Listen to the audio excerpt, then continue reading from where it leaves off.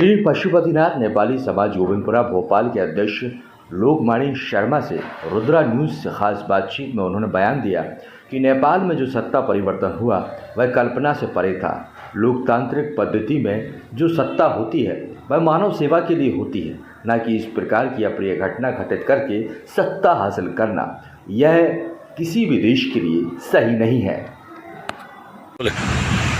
पूरी दुनिया के अंदर अगर देखा जाता है तो हिंदू राष्ट्र की अगर कल्पना और बात की जाती है तो वो है नेपाल देश। और नेपाल एक ऐसा देश है जो शांतिप्रिय देश है और वहाँ के लोगों को बहादुर के नाम से भी जाना जाता है। कहीं पर भी अगर कोई किसी को पुकारता है तो बहादुर नाम से पुकारा जाता है। तो बहादुर की गाथा भी इस देश के साथ जुड़ी हुई है। लेकिन कुछ दिनों पूर्व हुई घटना जो कि पूरी दुनिया ने देखी, उसको लेकर बहुत ही ज़्यादा दिक्कतें आई, सामना करना पड़ा लोगों को। वहाँ के जो निवासी थे, कई प्रकार की घटनाएं घटित हुई, आगजनी की घटना हुई, कई प्रकार लोगों की मौतें भी हुई हैं। इसको लेकर हम आज पशुपति नेपाली समाज के जो अध्यक्ष हैं गोविंदपुरा के, मैं उनसे चर्चा करना चाहूँगा। लोकमणि शर्मा जी हमारे साथ हैं, जो कि बहुत ही वरिष्ठ हैं और नेपाल से यहाँ पर आकर वो विगत कई वर्षों से निवास कर रहे हैं। और मैं उन्हीं से जानना चाहूँगा कि नेपाल की जो राजनीति ने अचानक ऐसी कौन सी करवट बदली कि इस प्रकार की घटनाएं वहाँ पर घटित हुई और एक दर्दनाक हादसा सामने और बाहर निकल कर आया। सर, नेपाल में जो इस प्रकार की घटनाएं घटित हुई, इससे क्या लगता है, ऐसा होना चाहिए था या नहीं होना चाहिए था? ये घटना बहुत ही दुखद है। धन्यवाद। नेपाल की घटना कल्पना से बाहर था और ये लोग जो सत्ता में रहते हैं वो सत्ता की विकेंद्रीकरण में जो सत्ता लोकतांत्रिक पद्धति की जो सत्ता होती है वो मानव सेवा के लिए सत्ता होती है, देश सेवा के लिए होती है। यहाँ कुछ लोग जो है लोगों के द्वारा वोट प्राप्त करने के बाद अपनी निजी स्वार्थ में डूबने के कारण भ्रष्टाचार दिख रहा था। उस भ्रष्टाचार को मुक्त करने के लिए जेन जी ग्रुप ने जो चलाया वह प्रोग्राम उनका बेटर था, लेकिन सत्ता परिवर्तन के जो 5 साल के नियम होते हैं लोकतांत्रिक पद्धति के, वो लोकतांत्रिक पद्धति के अगेंस्ट ये दिखता है।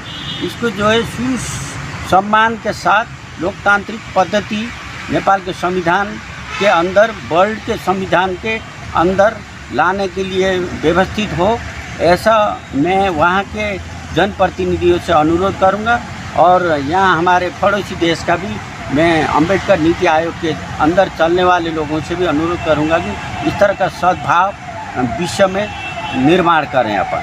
सर, शांति की बात की जा रही है तो जेन जी के द्वारा इस प्रकार की अगर कोई भ्रष्टाचार के मामले सामने निकल कर आ रहे थे या उजागर हो रहे थे तो ये संविधान के मुताबिक या देश के साथ मिलकर या बैठकर शांतिपूर्ण तरीके से भी इस मामले को सुलझाया जा सकता था, ना कि अप्रिय घटना घटित करके वहाँ पे आतंक मचाने का और इस प्रकार की आगजनी की घटनाएं उन्होंने करी। ये क्या सही है? धन्यवाद। आपने जो कहा उसका जवाब मैं बिफोर बोल चुका हूँ। लोकतांत्रिक पद्धति 5-5 साल में सभी या दूसरे जो देश हैं उसके देश के अंदर जो संवैधानिक व्यवस्था है उसमें परिवर्तन करने का कई लोग परिवर्तन होते हैं। परिवर्तन का जो मार्ग है वो लोकतांत्रिक मार्ग था। ये मार्ग असहिष्णुता का मार्ग है जो सहिष्णुता में शीघ्र आ जाए, इसके लिए मैं वहाँ के अलोकतांत्रिक व्यवस्थाओं से जो कल्पना कर रहे हैं उसको लोकतांत्रिक पद्धति में स्वागत करूँगा कि लोग इस तरह के कार्यपालिका न्यायपालिका जो राष्ट्र की संपत्ति नुकसान हुई है, ये व्यवस्था अपने लिए ठीक नहीं है, कोई भी मुल्क के लिए ठीक नहीं है। और भ्रष्टाचार एक सामाजिक जहर है, उसको समाप्त करने के लिए अपन को अपने अंदर एक JKR ने कहा था ना कि विश्व को अगर शांति का मार्ग देना है, शांति के पाठशाला होना चाहिए बारूद की जगह। तो मन के अंदर जो जेन जी के ग्रुप में जो बारूद का मन है उसको सद्भाव के साथ, मिलन के साथ, मानव सेवा के साथ, मानव देश कल्याण सर्वोपरि बनाए, ऐसी मैं अनुरोध करूँगा। सर, आखिरी क्वेश्चन ये था कि जो वर्तमान प्रधानमंत्री के अभी पदभार उन्होंने संभाला है, आप उनके लिए क्या कहना चाहेंगे? क्या इस प्रकार की घटनाएं वो रोक पाएंगे? बिल्कुल। वो श्रीमती सुशीला कार्की जी हैं, वह पूर्व में न्यायाधीश रही हैं, अभी रिटायर हुई, 77 साल की उम्र है।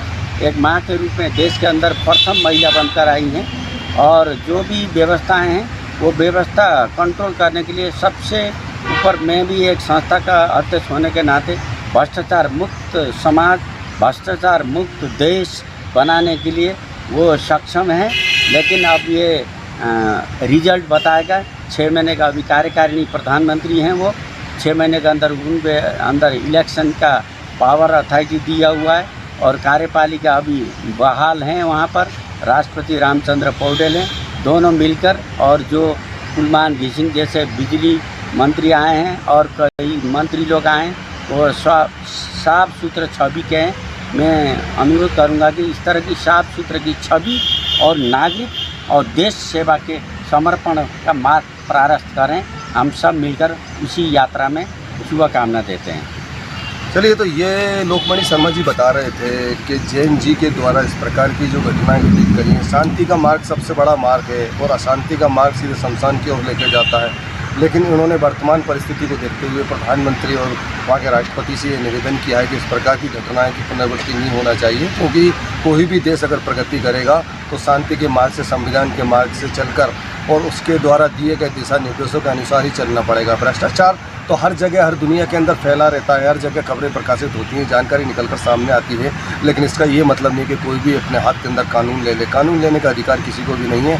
और जो इस प्रकार की जो घटना नेपाल जैसे शांति प्रदेश के अंदर घटित हुई, उन्होंने ये कहा कि ये दोबारा घटित ना हो, इसकी उन्होंने अपील भी करी है। और सबसे बड़ी बात उन्होंने ये कहा है कि ये शांति प्रिय देश है और आगे भी ये शांति बनाए रखेगा, यही उम्मीद करते हैं। भोपाल से युद्ध न्यूज़ के लिए राजू प्रजापति।